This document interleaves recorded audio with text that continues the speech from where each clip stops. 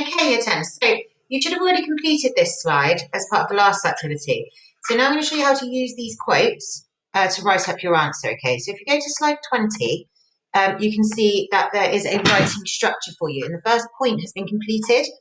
So it's a partial answer and structure. Okay, you can use this completely to help you write up your answer. You can use a part of it to start you off, or you could just read it and then go for it on the slide next to it without looking, the challenge yourself. So I agree that Tom is a hero to an extent. So I've made a statement about my opinion on the original statement.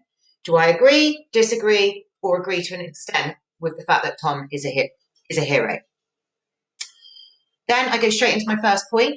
I agree that Tom is a hero to an extent, as at the start, Lauren is touching Tom's arm when she notices the young man, suggesting that she looks to Tom for reassurance and help, as you would a hero. So you can see that I've got a tracking phrase at the start after my overall statement, tracking phrase at the start, then the quote, which is the evidence, suggesting that she looks to Tom for reassurance and help as you would a hero, is your inference that answers the question.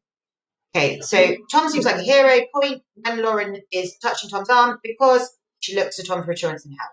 So you've got your point, your evidence, your analysis. So Tom also seems like a hero when further on in the extract, Tom, which is heroic because However, Tom seems less heroic when you include your quote because. So what I'm trying to do there is give you sentence starters that guide you through the whole answer. But you see how brief that first one is. You don't need to write full paragraphs about every quote. So you just include the quote and explain how it answers the question, and then you move on. Okay, so Tom also seems like a hero when he is running, jumping, whatever he's doing, because he's showing that he's physically dexterous and able to kind of jump over things to save people. So you're going to write your answer on this slide, slide 21. But as I said, you can copy and paste that to get you going. You could just use the first point to get you going and then try and do it by yourself, or you can try and do it entirely by yourself.